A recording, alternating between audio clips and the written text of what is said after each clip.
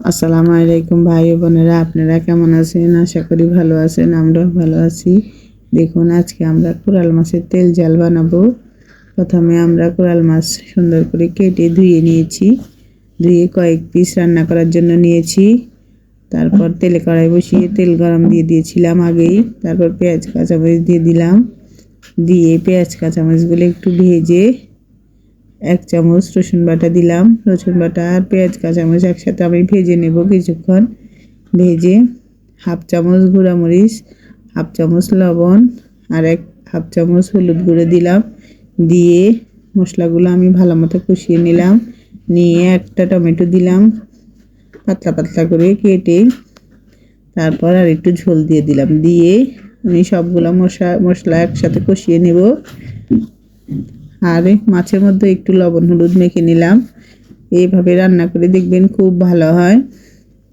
তারপর আমি একটা একটা করে মাছ বসিয়ে দিলাম। দিয়ে কিছুক্ষণ আমি এভাবে কষিয়ে মাছগুলো এবারে উল্টে পাল্টে দিলাম। দিয়ে একটু ঝোল দিয়ে দিলাম।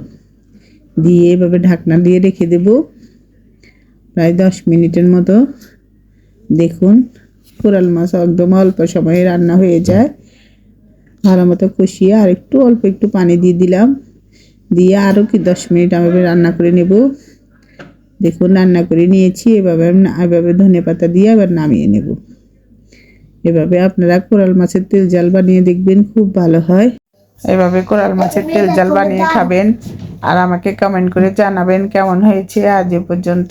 আল্লাহ হাফেজ। আমাদের চ্যানেলটা সাবস্ক্রাইব করে দিবেন, লাইক করে দিবেন, শেয়ার করে দিবেন, ফেসবুকে ফলো করে দিবেন।